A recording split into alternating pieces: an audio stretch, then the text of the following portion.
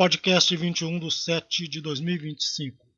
Fatos do futebol que caracterizam a involução do esporte e geraram antipatia e perda de interessados.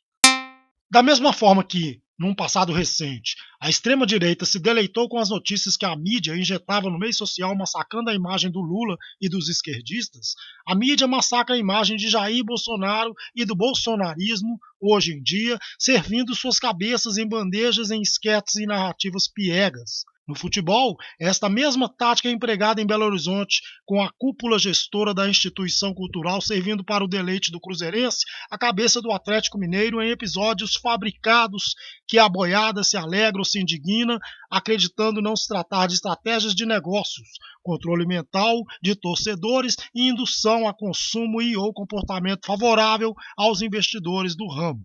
Nos livros Os Meninos da Rua Albatroz e Força Estranha Epopeia Atleticana, há passagens que narram fatos do futebol como instituição que tornaram o esporte bastante modificado ao ponto de hoje em dia não parecer sequer a mesma prática esportiva.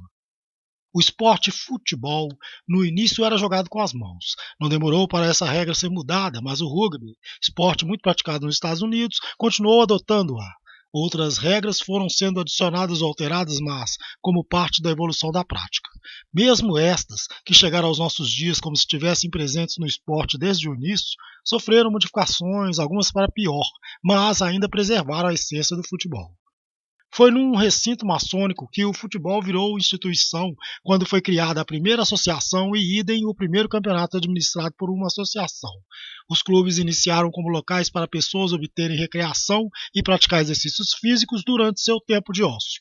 Depois é que, para angariar associados sem ter que oferecer com mais qualidade do que o outro, o que naturalmente os clubes deveriam oferecer, formaram-se equipes dentro de cada clube para competir entre si e posteriormente entre clubes. Mais tarde, surgiu o gosto de não associados a acompanhar os torneios. É fácil entender isso se lembrarmos de quando escolas de primeiro e segundo grau disputavam entre si torneios esportivos patrocinados pelas prefeituras e até quem não estudava ou tinha filho estudando em nenhuma delas ia ver os jogos. E com isso surgiram as torcidas, a necessidade de criar campo neutro fora dos clubes para não associados assistirem às disputas, o que gerou os estádios e, por fim, os patrocinadores das competições. Daí veio cobertura de imprensa, exploradores de apostas, corrupção do tipo compra de títulos ou de resultados de partidas, que já recebeu o nome de mala preta. E aí, o futebol ficou cada vez mais insuportável, mercenário, emburrecedor de pessoas e o pior, instrumento de políticos para a gestão de populações e objeto de corporações para o fim de gestão de consumo e, obviamente, economias.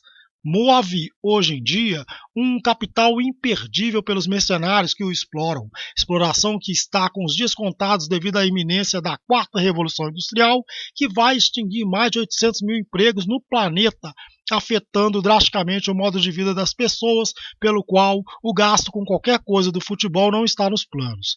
Tanto por causa das exigências que já identificam o consumidor 2.0 para com o seu consumo, quanto por causa do niilismo, blacerismo e estoicismo que caracterizarão os viventes de daqui a 5 anos, do ano de 2030, que não verão sentido em passar o tempo assistindo pessoas praticarem esporte, acompanhando dia após dia tabelas, mesmo se fossem verdadeiras, de campeonatos e outras besteiras e perda de tempo mais. O tempo de cada um de nós é precioso e a existência relâmpago, demais para desperdiçarmos com algo tão sem significância, muitos de nós já percebem isso.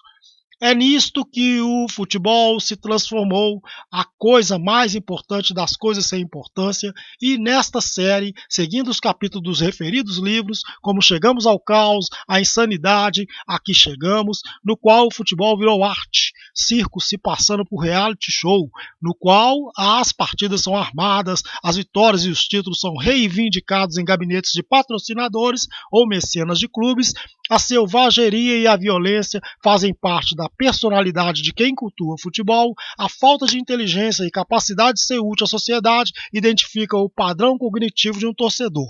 E cada vez mais quem tem bom grau de intelectualidade se afugenta para longe de onde o futebol acontece, incluindo a televisão. E não é assim que as pessoas enxergam a modalidade cultural, pois a mídia não deixa. A mídia recebe muito dinheiro para manter as pessoas no cabresto, pensando como pensa atualmente no que se refere ao futebol, produzindo as narrativas e interpretações da mesma forma que produz para a política, a religião e outros meios de gestão de pessoas. E nós, daqui do Antimídia, vamos tentar tirar dessa alienação popular os que se encontram nela, tentando, no entanto, fazer voltar o modo original e honesto de se cultuar o futebol.